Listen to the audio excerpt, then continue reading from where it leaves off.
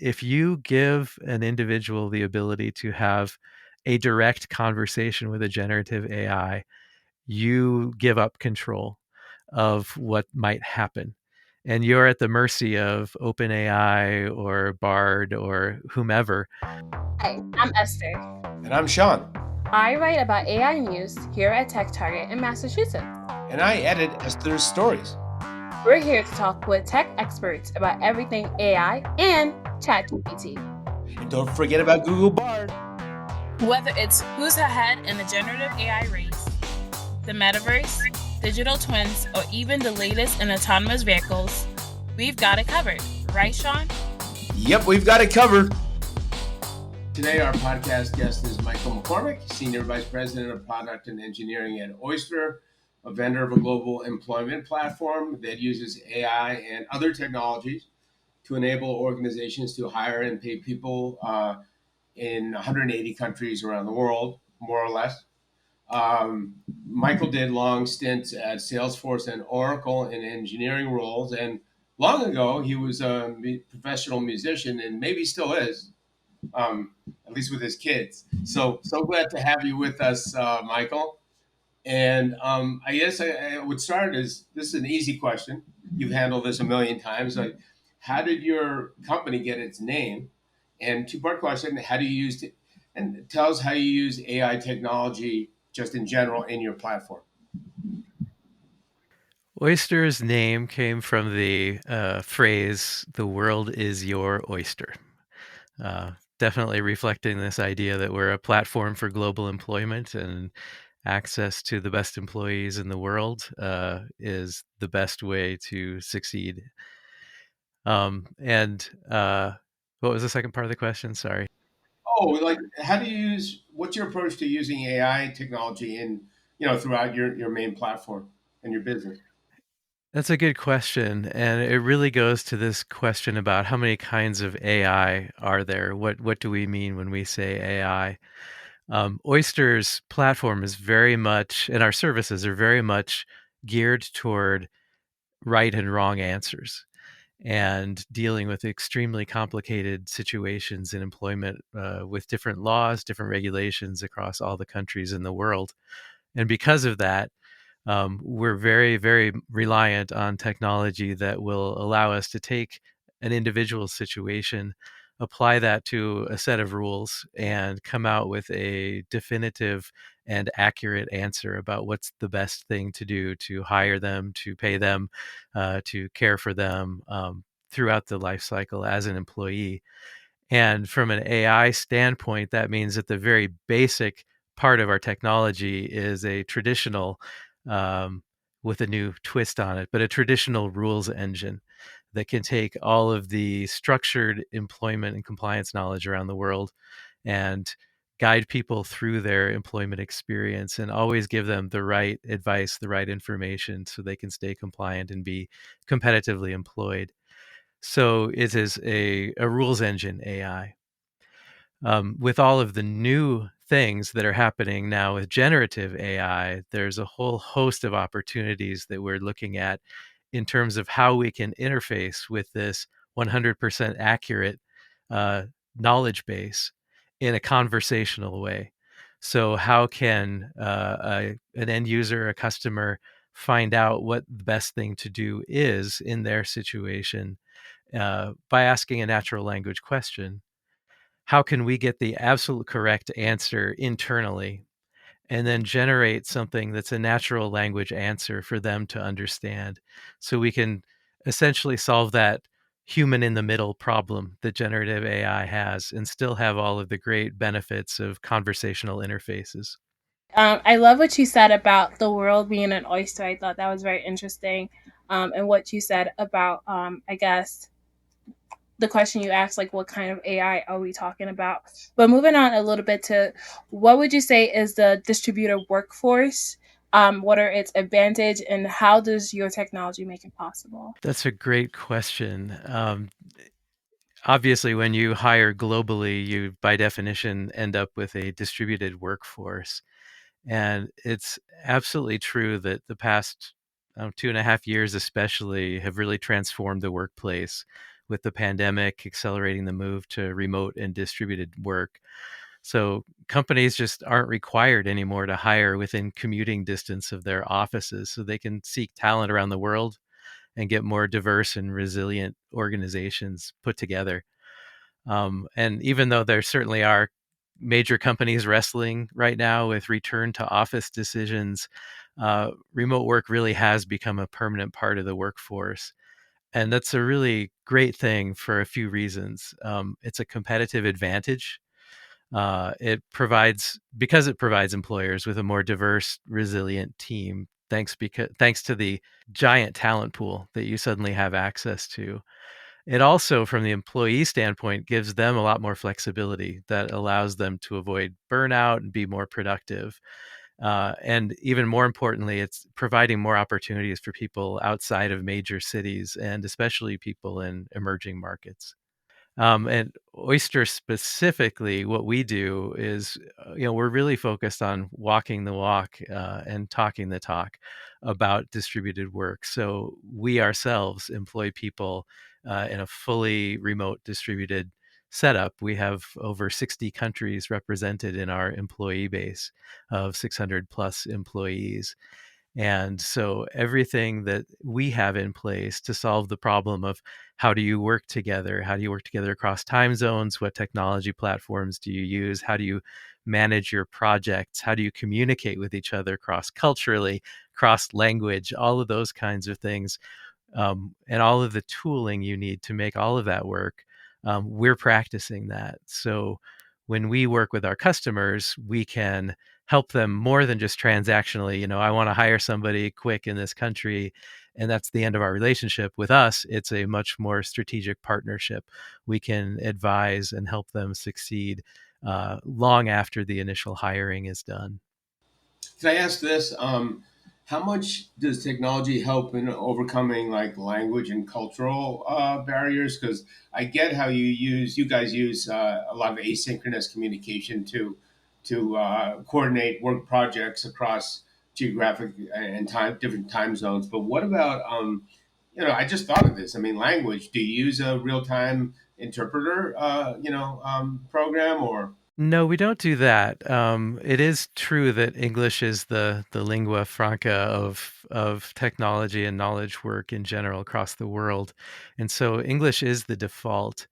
But there is something really interesting, I think, about asynchronous working modes, which is when you have anyone who has an extra cognitive task or overhead in terms of how they communicate if it were in person, such as being shy or such as being someone who is more introverted or analytical and doesn't want to speak until they've figured everything out. Those people generally, when you don't have a distributed setup, get talked over and don't get represented as well. And so this applies to them as well as anyone for whom English is not a first language.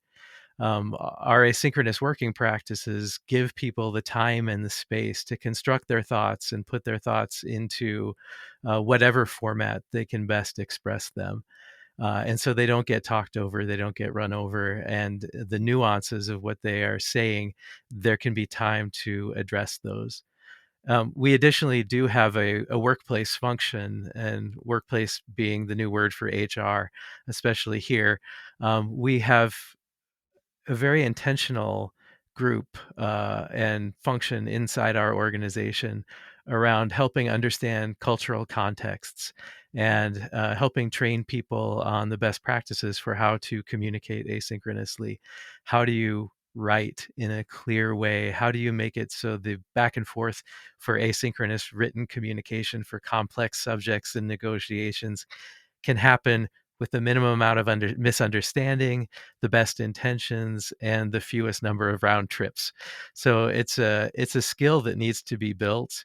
There's no perfect answer yet. Everyone is still trying to figure this out, but that's definitely at the top of the list of what we do internally and intentionally as a company. What you said about like when people are not like shy, like I can totally relate to that because sometimes it might seem like someone is just not contributing, but they're just like trying to process exactly what is going on before they like make a contribution. So Yeah. Esther, Yeah.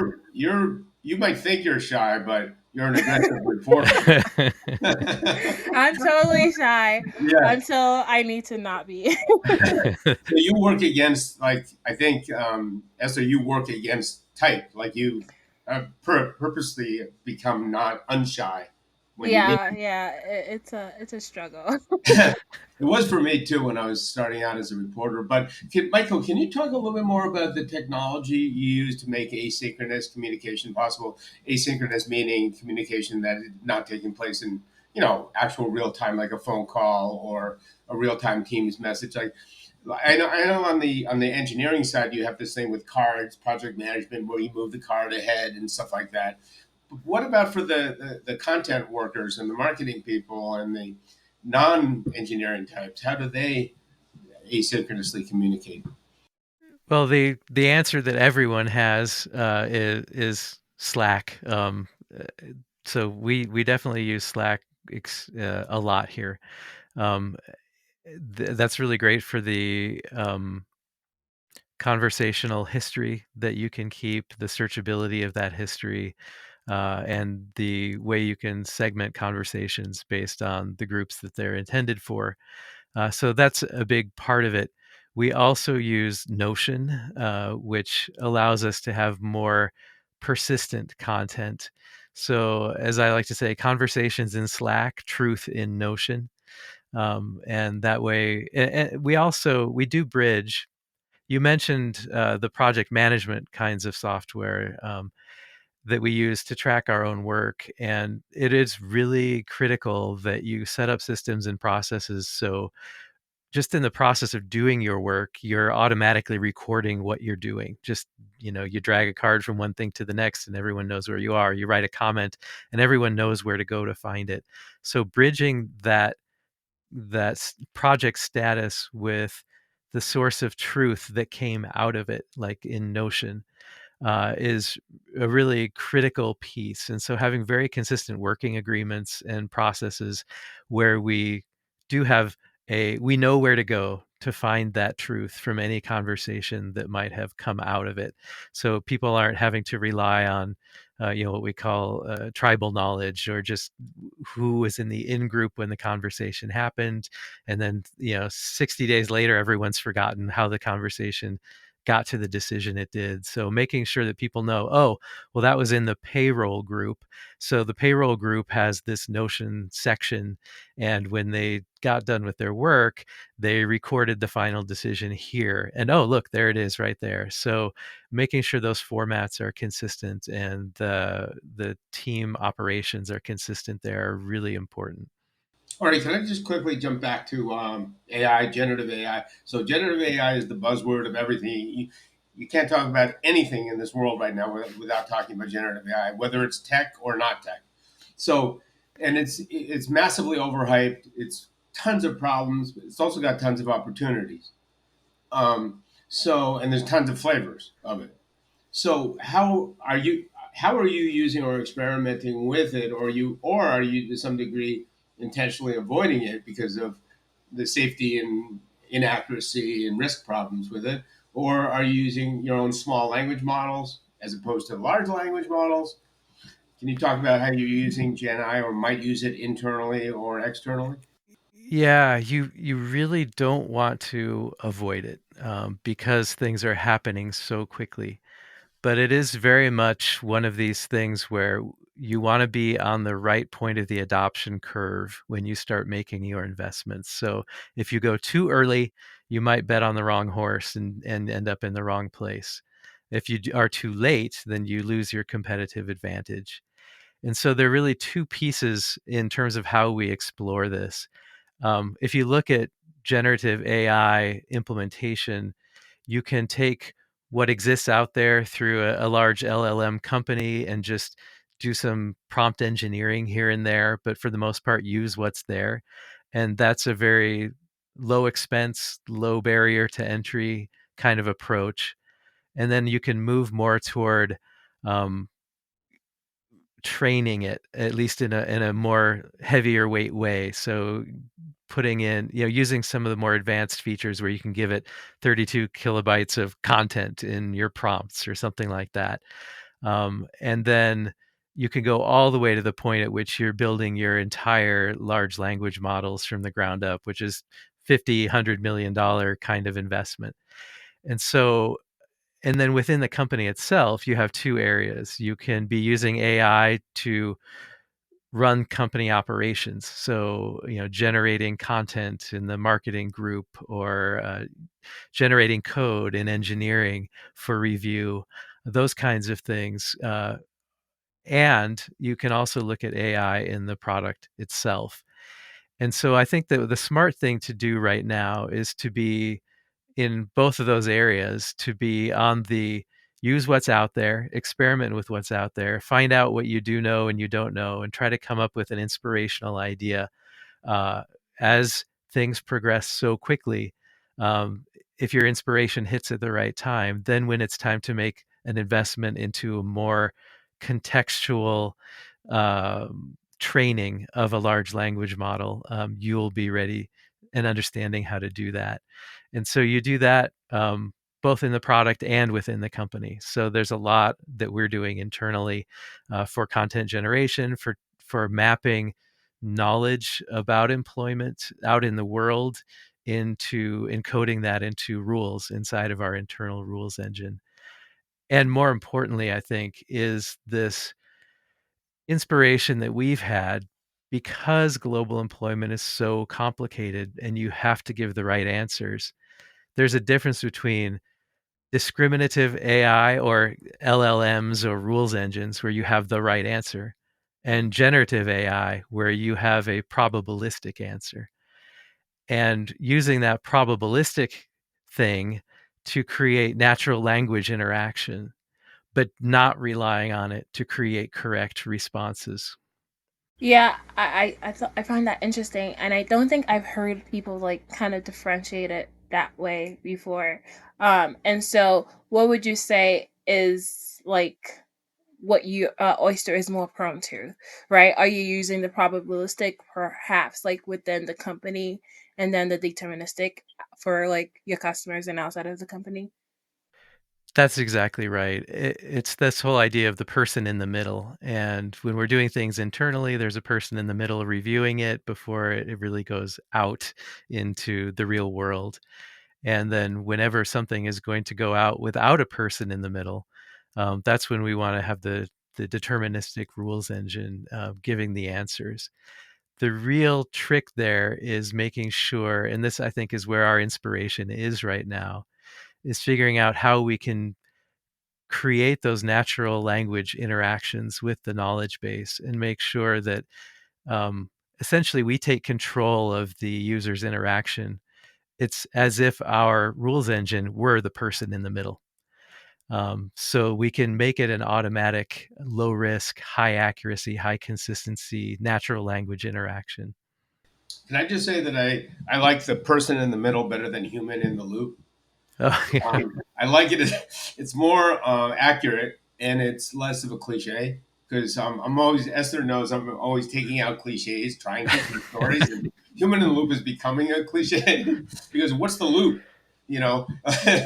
But anyway, I'm sure there's a little bit of a shade of nuance difference between human in the middle and human in the loop, but pretty close. So, can we take a side tour and ask you how you came to work at Oyster, which was a startup, and what in your life and work experience prepared you for the work you're doing now? And don't limit your answers to Salesforce and Oracle. Also, talk about your other creative endeavors. Yeah, that's a really good question. And like any interesting story, it's a long story, and I'll try to shorten it. Um, so I didn't start my career in technology. I got a degree in economics from Johns Hopkins. In the background, I was always doing things like music, writing, um, graphic design. I did a lot of creative things. And when I got out of school, being a natural introvert like you, Esther, I knew that as a human in the world, I needed to learn how to not be introverted when needed. And so I got into sales, specifically financial planning, and went through sales training. And I did that for a couple of years. I learned a lot, became, a technical person who could talk, which has turned out to be a huge advantage in my career.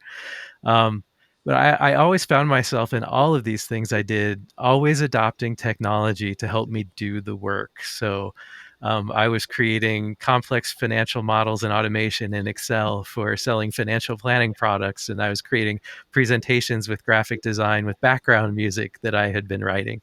So I was always putting those things together with the computer.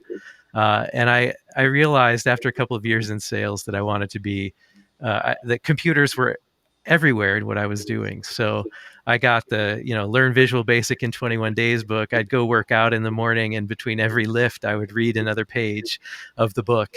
And once I was through that, I created some demo programs, learned Java, C++, and it was just the right time in the industry. It's 1997, 1998. If you could breathe, you could get hired in technology, and I qualified.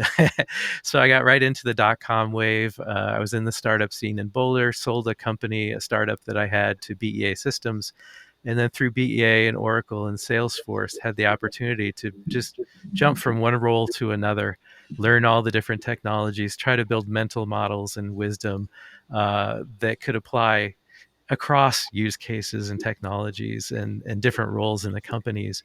So, and everything I succeeded at was never something they would have hired me for off the street, but I was always there when it needed to be done and had the opportunity to be the person doing it.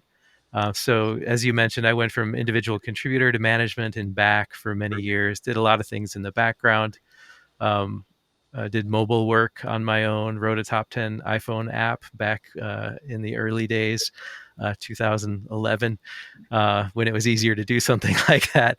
And then at Salesforce and Oracle, it was really an opportunity to see and contrast that with startups and understand all of the supporting infrastructure that goes into doing that kind of work, um, all the way from sales and product marketing to, in the go-to-market motion, to product strategy and technology strategy. And those are really great companies to learn, the end state that an innovation curve goes toward. And it really got to the point, when I started Salesforce, there were 15,000 people. And when I left, there were 73,000. And that was in 7 years. And, you know, I really wanted to get back into that quick iteration world of entrepreneurial work that Oyster gave me the opportunity to do. And so being able to, like, the analogy I have is Salesforce provides the road and you build the car. Oyster, you get to build the road at the same time you're building the car. And for all the good and bad things that can happen innovating that quickly, it's just a much more dynamic environment that's more suited to me. And so having this opportunity was just incredible. I would also say, like, you've being able to go weave through different companies, you were able to figure out what does a global workforce mean. That's true. In fact, at Salesforce, we were hiring so many people in India. We actually had not only several offices there, the whole recruiting process, the whole time zone management process, the whole asynchronous communication process. How do you have teams across all these different places? Um, how do you build teams, camaraderie, culturally, all of those things we were doing just like gangbusters for the last couple of years that I was there, hiring over 100 people very, very rapidly with plans to hire more and more. So that kind of thing was a huge opportunity that Salesforce provided, and they were very, very good at it. Also, didn't you work at Salesforce.org for a while? The nonprofit part of Salesforce, and they have nonprofit cloud, I believe. And how did that prepare you for your work with Oyster? And does that fit in with, I think, what you see as Oyster's social mission as well? Yeah, that's a really important part of the work that I do. It's very, very important to me. And before I started working for Salesforce.org, I would always feel like I needed to make sure, okay, so I would create an algorithm that made it better for a financial transaction for banks. I would be sometimes that algorithm is used in good ways, sometimes it's used perhaps in not as good ways. And I was very far away from the impact of the work I was doing.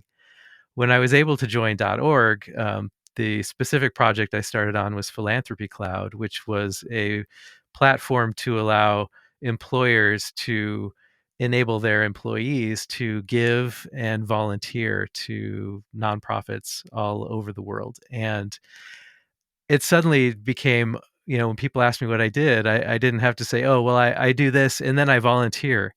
I was able to say I'm doing both things at the same time. And not only that, I can see directly the people that are being impacted in the work that I was doing. And that was so fulfilling that when I got the opportunity to have more of the .org portfolio, such as Nonprofit Cloud and Education Cloud, and a piece even of the Net Zero Cloud work, um, it was inspiring to come to work every day and know that the work I was doing was having a multiplicative effect. And something that's unique about Oyster is that we are a B Corp, which means um, our we're recognized for our commitment to impact through our business model. It binds our mission to our bylaws. So we provide training and employment opportunities to underserved communities as a way to promote diversity, inclusion, economic mobility. Being able to, like, for example, we have 13 people from Nigeria in Nigeria working in our company across I'm all different Nigerian. functions. Oh, well, there you go. So all different functions. We have these great people that otherwise we wouldn't have had access to. Our two of our greatest designers on our design team are in Ghana. We've discovered a secret treasure. I hope no one finds it. Actually, I hope everyone finds out. The design community in Ghana is incredibly strong. So knowing every day the people I interact with are people that are being positively impacted by our company, and we in turn are being positively impacted back. It's a virtuous circle that's just an incredible inspiration when I come to work every day to know that I'm part of that. Being like able to, I guess, working also in terms of your past and working in, like, I guess I don't want to call it HR, but would you say that you also had the chance to see the way that AI technology grew? Can you speak a little bit about that? In terms of, like, did it change, especially because you went from 17,000 when you were at Salesforce to 73, right? So did AI play a role in that at all in terms of hiring process or whatever? I didn't really see AI interacting that way. And I'll tell you one reason why I think this is true is because it's so important in the HR community to um, hire fairly, hire for diversity, equity, inclusion, having processes for belonging. And one of the big issues, at least historically, in AI or machine learning types of artificial intelligence is they're only as good as the data they have. And there is not enough data capturing the experience of underserved and underrepresented groups. And so there's a huge amount of risk if you try to have guidance from systems like that in the HR space. It's incredibly important that there be a lot of intention around how you approach that. And so historically, I haven't wanted to use it and haven't used it. Lately, there has been more of a push around being able to record and transcribe, for example, an interview transcript, to be looking for any sort of exclusionary kinds of language, anything that may have biased or be indicating that bias is occurring. And so now we are having an opportunity to, level the playing field and make things more equitable. But historically, it's been something I've been very hesitant to believe in. Yeah, it certainly is pretty controversial using AI in hiring. One of our writers, Patrick Thibodeau, has done a lot of work on that. Um, but let's switch gears again to your new AI chatbot called Pearl, which is new for you guys. And Pearl is something an Oyster makes sometimes, if you're lucky. Uh, so, what is Pearl going to do for your users, and how does it work? I'm super excited about this because this really is our first public foray into having AI interacting with uh, the potential customers of the Oyster platform.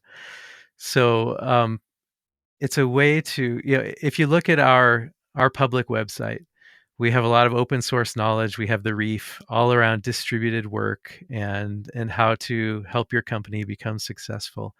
And it's very important to us to continue building curiosity and enthusiasm in the knowledge worker industry around global employment. And the unfortunate thing is that global employment can feel kind of like a dry subject. Distributed work can feel rather dry.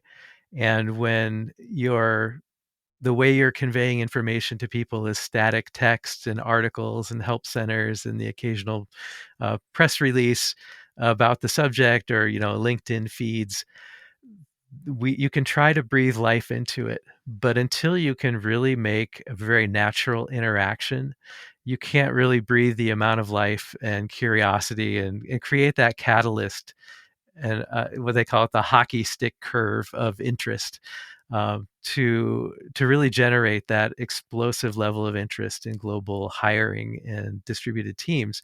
So Pearl is a conversational AI that answers questions about global hiring and remote work regulations, taking our wealth of knowledge around this subject, around 180 countries in the world, um, turning it into a conversational interface. And so people can come to our website and they can ask very specific questions and essentially have a conversation that is fed and trained by the static text that we have, our global hiring guides and our remote work regulations.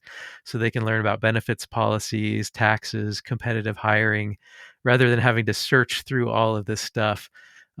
Being able to actually have a conversation with the Pearl. And what that also does is that allows us, like I said, making sure we're learning how people might want to use AI, making sure that we can uh, internally and as part of our product jump onto this adoption curve at the right point in time to optimize how we do it. This is a way to see how people do interact for that kind of knowledge and capture that information, enrich the knowledge, keep building the conversation externally, and optimize the way that we build the technology internally and as part of the product experience itself. So, again, we can have the most simple and human like interaction and still be getting consistent and accurate advice and answers to people in their hiring journeys? How do you use prompt engineering in your platform? That's a good question. And that's exactly I think, the inspiration that we have right now. One of the big problems with generative AI that everyone knows about is the tendency it can hallucinate. And we've seen examples of people wresting control away from the intent of the generative AI programmers, and convincing the generative AI to do all sorts of and say all sorts of awful things. And all of this is around the prompt engineering. And if you give an individual the ability to have a direct conversation with a generative AI, you give up control of what might happen. And you're at the mercy of OpenAI or Bard or whomever in terms of how they try to control that. What we're doing here is we are intercepting the question of the individual. This is what we're doing, working on internally. is intercepting the context and the question of the individual and turning that into a prompt that we control, and being able to figure out from that, essentially we're telling our LLM, here is the API into our structured knowledge base. Make your best guess which part of our structured knowledge base this question is aimed at. And then we go to our actual correct answers. We generate static text, and then we create a prompt for the LLM with our statically generated text that we control. And the text itself is extremely robotic, it's extremely precise, extremely correct. And we say to the LLM, make this into a natural language statement that loses zero accuracy and doesn't add anything else. And we've been able to, by controlling the prompts at the front end and at the back end, create a really effective, like I said, rules engine in the middle instead of a person in the middle uh, interaction, where the worst thing that happens, which isn't bad at all, really, is that you might guess incorrectly about what question they're asking. But it's very obvious to them that you might have answered the wrong question. So being able to get that control the prompts is key toward removing bias and ensuring that an accurate answer is returned to the individual and that hallucinations don't occur. Okay, so I wanted to ask you to talk a little bit more about being a B Corp. Mhm. I'm really interested in that topic, and I just heard a podcast about a ski boot manufacturer in Italy who is in the process of becoming a B Corp, and how rigorous that is, and how much time it takes, and how intensive it is. And did you form as a B Corp, or did you become a B Corp recently? That is a great question. And we had the intention to be a B Corp from the very beginning. And it took until I think it was just a couple of months ago when we finally got the approval and became registered as a B Corp.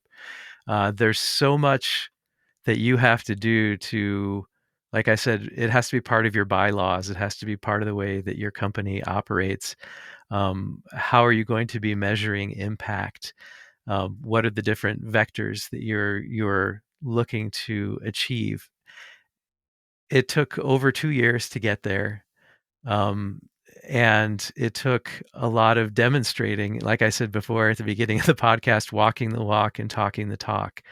So we've always been measuring things like um, our goal to reach, it's wealth transfer basically from San Francisco to emerging markets.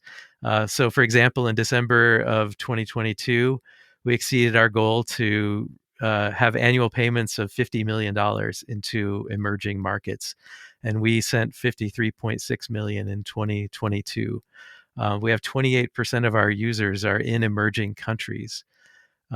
We have, we did an analysis with Salesforce Ventures, which is one of our investors, and they have a social impact research arm through 60 decibels. And what we found is that 74% of individuals report an increase in income. 64% say their ability to support their family is very much increased. 60% report improved quality of life, and that's 74% for women. And 60% reported job access to their foreign employers have improved. So all of these things have been the intention from day one. And as part of becoming B Corp certified, those are the things that helped us get there. And it's so easy, as I'm sure everyone has seen, to try to look like you care and try to look like you are making an impact. And I think that's why there's so much scrutiny that goes into becoming a B Corp. And you can't become a B Corp if you're not serious about it. And we have been from day one, and it shows.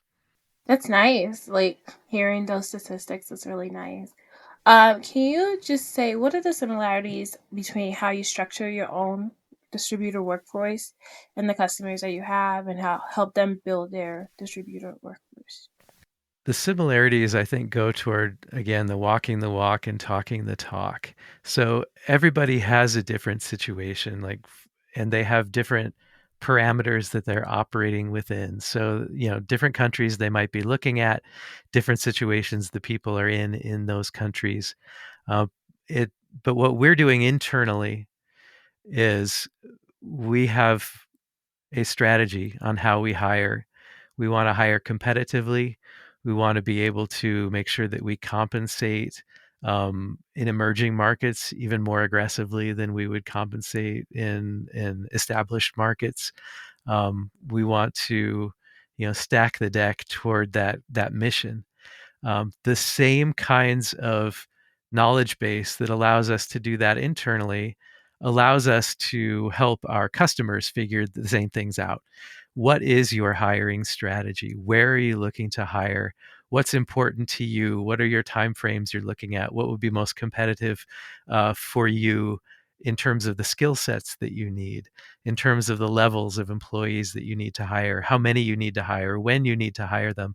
We're always asking ourselves those same questions, and being able to work with we take that process and that learning of how we answer those questions for ourselves, and we apply those toward how we advise and partner with our customers to do the same thing.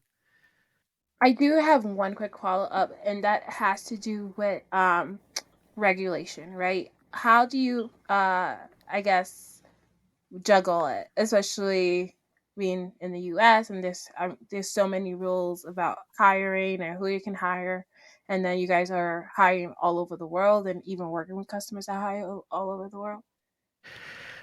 It's it is the single most important thing to figure out from a technology standpoint and from a value standpoint, how to do this. Because, like, for example, if you want to generate automated agreements for hiring and you need to figure out what the probation period is for a given country, like, for example, in Greece, it's 12 months no matter what. In Romania, if you're hiring a permanent or temporary, it can change. Executive or non-executive, it can change anywhere from 30 to 120 days. If you're hiring in France, you have temporary and permanent, executive, non-executive, and also if non-executive, you have mid or junior level to consider. And then it's between 1 and 4 months, depending on where in these long decision trees you get to. And there is always an incentive to take a shortcut and you have companies that are impatient. They want to be reassured. They want to go in a straight line to get the thing done that they need to get done. And you have a choice to be a transactional partner where you might take shortcuts and say, oh, good enough. And maybe this isn't as compliant as it should be, but you know what? We're just trying to make you happy and we're doing it cheap. Oyster doesn't do that. We do the opposite. We're a strategic partner. We want it to be correct. We want to be your partner in the long term. And we want to help you do the right thing. And so the customers that we have, the market we serve, the way that we do the work we do, and the technology we're building to solve these problems are all focused on making sure that we're doing it the right way. When you talk about your social mission as a B Corp, and creating jobs and helping create jobs and employment and stuff like that in emerging markets, is it part of your mission to pay competitive to help your customers pay competitive wages in each country or higher than competitive wages? And how do you use technology to measure that? That's a great question. And like I said earlier, it is important as a strategic partner to our customers that we understand the overall long-term strategy that they have. And we definitely, for our own hiring, we want to make sure that we pay more than the midpoint for emerging markets. We bias higher pay for emerging markets than we do for non-emerging markets internally when we hire. I think that there is over time, people are going to find that that was not only the right thing to do from a social standpoint, but the right thing to do from a competitive standpoint. We are proving, I think, with the people we have in our company and the way we're working, that there is, even though you may be feeling like you're compensating above midpoint for people in the emerging markets, you are actually getting more even than that from these people. You're starting to level the playing field and you're getting access to a broader talent pool. And so it's definitely part of the conversation with our customers is to say, hey, this is our experience. And if here is the data, and to let our customers, make sure that they're making the right decision for their time frame and what they need to do.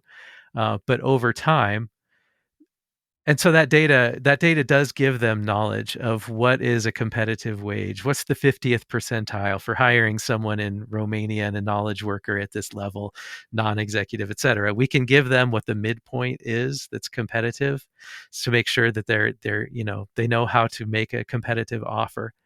And we can also show them that if you go above competitive, our experience has been that you get more people, better people, more diversity, more loyalty. You get a lot more for that. And so paying more than midpoint in emerging markets is a smart thing to do for 100 different reasons. And so that's part of that partnership and part of that conversation that we have.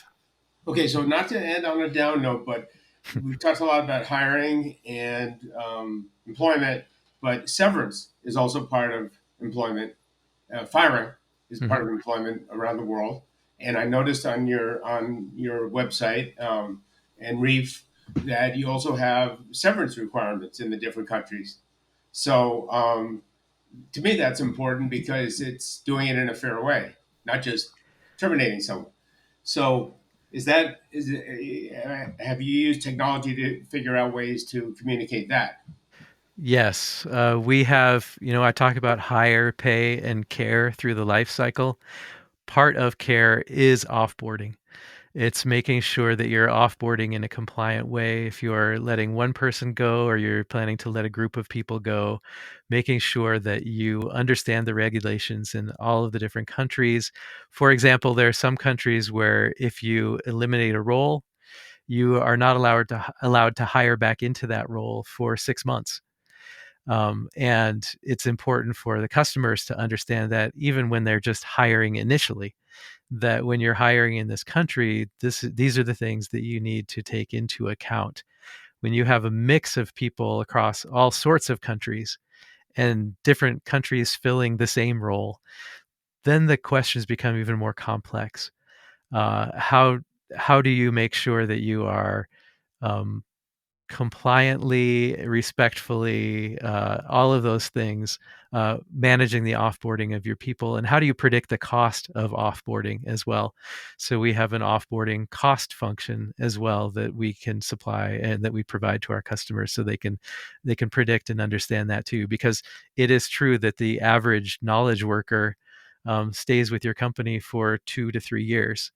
And so if you're going to be around for more than 2 to 3 years, you need to be accounting for those costs and planning for that at the very beginning.